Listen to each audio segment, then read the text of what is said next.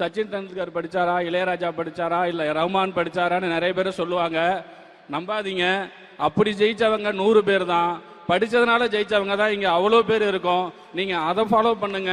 Exceptional எப்பயுமே example ஆகாது. முதல்வர் அந்த ஏவியில சொன்னதுதான், படிங்க படிங்க படிங்க.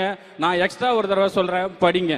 ஏதோ கல்வியை பத்தி கல்வியில் சிறந்த மகான்கள் பேரறிஞர்கள் பேசும்போது நம்ம கேட்டுக்கிற வேண்டியதுதான்.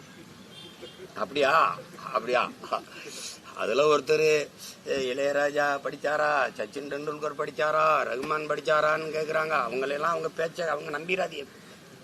நான் என்ன சொல்றேன்னே நீங்க அதுல வாங்கல. நீங்க படத்தை எடுத்துட்டா பெரிய கல்வி அறிஞர்னு நினைச்சிட்டு வந்து கருத்து சொல்லிடுற. நான் என்ன சொல்றேன்னே உனக்கு புரியல. நீ அந்த மேடல் நின்று பேசுறதுக்கு யாரு? நீ ஒரு படத்தை இயக்கிருக்க, இயக்குனர், அவ்வளவுதான். அதுக்கு என்ன காரணம்? நீ படிச்ச கல்விய என்ன? எது காரணம்? தனித்திறன் ஆற்றலை வளர்த்துக்கிறணும். என்ன சொல்றேன்னு தெரியல, முழு பேச்சையும் கேட்கறது இல்ல. ஏதோ கேட்டு ஒரு காரணத்தை சொல்லி கைதட்டு வாங்கிடணும்.